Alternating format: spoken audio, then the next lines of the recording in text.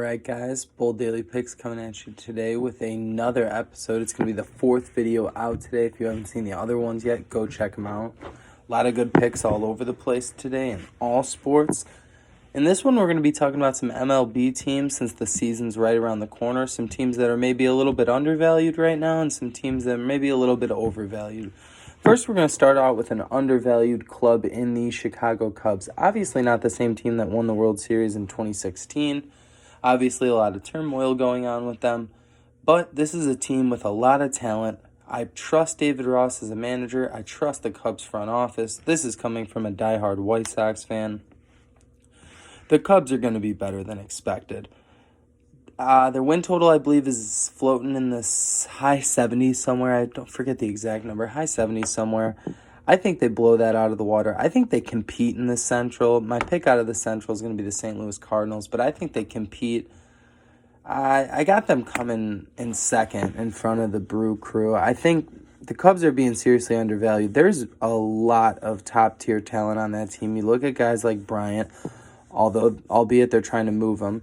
You look at guys like Javi Baez, Wilson Contreras. You still have Anthony Rizzo. They are still a loaded team. Still have some good arms on that staff. Obviously, trading away Yu Darvish is going to hurt a little bit, but they never really got what they wanted out of Yu Darvish anyways. Get some money off the books. They are kind of hitting the reset button a little bit, but still doing it with a lot of talent at the helm. So, Chicago Cubs I'm up on, and I think you're going to see a lot of good value with them throughout this season, especially early in the year. Another team in that same division, Cincinnati Reds. A lot of pop in their bat. Their potential to drive in runs last year was one of the highest in the league. Kind of fizzled out at the end. They definitely need some help in the bullpen. But overall, this team's going to score a lot of runs. Again, could be a great team to just start picking at. Underdog. They're going to be favored against. They're going to be underdogs, I should say, in a lot of the games they play early. Another team, same situation, Toronto. A lot of young pop and bats. They got a lot of young top-end talent. Went out and signed Hugh-Jun Rin, however you say that. Great pitcher.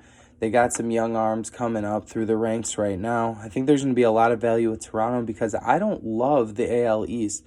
The Red Sox are bad. Tampa is good. I think Tampa's better than the Yankees. I think the Yankees are a little bit overvalued. But I think Toronto has the chance to surprise some people and win some games. A lot of guys that could be taking a big step this year. Maybe guys like Vlad Guerrero that they expected to last year and really didn't. Weird season. Didn't play bad by any means. Hit a lot of home runs. But you really, in a full season, let's really see what these young guys are about. Going over to a couple of teams that are overvalued in my eyes. I think the Twins are overvalued. I don't know where they're going to get their run production from this year. They got aging bats all over the place. Their staff didn't really improve. They have a very good staff, but it didn't really improve. I think the Twins are going to be a fade throughout most of the year. Another team is the Mets. The Mets are going to have the public behind them in almost every single game. The Mets are back, according to Steve Cohen. I don't buy it yet. I'm going to need to see it for a year or two.